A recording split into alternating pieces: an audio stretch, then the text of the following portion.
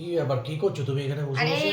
সব কি সবজি সব এগুলো কেটে গুছিয়ে রাখছি, এই দেখো সব কিসের জন্য কাটাকুটি। এত এটা কাটাকাটি? এটা ভেজ ডাল হবে, এখানে আলু নিয়ে বসেছি, এটা মাংসে দেব, এই যে টমেটো চাটনি করব, টমেটো কাটিনি এখনো, চাটনি করবো, আর এখানে আদা রসুন পেঁয়াজ এগুলো সব, আর রসুনটা আরো আরো বেশি আনবো, মানে আরো দেবো, মানে আমার মা বাজার থেকে এনে দেবে রসুন।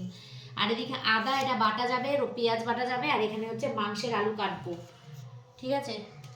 হ্যাঁ, এত চলো শশা ফশা আগের সব দিনকে, কেটে রেখেছো? হ্যাঁ আগের দিনকে অ্যারেঞ্জমেন্ট করে না রাখলে না পরের দিনকে খুব অসুবিধা হয়, মানে তখন না তাড়াহুড়া তাড়াহুড়া লাগে। এবার আগের দিনকে গুছিয়ে রাখলে কি ফটাফট গ্যাসটা ধরাবো আর ঝপাঝপ রান্না করব, এর জন্য। কালকে কি কোনো বিশেষ অনুষ্ঠান আছে হ্যাঁ নাকি? কালকে আমাদের বাড়ি বিশেষ অনুষ্ঠান আছে, মানে অনুষ্ঠান না কিছু, আমার সব খুব কাছের মানুষরা কালকে আসবে আমার বাড়িতে।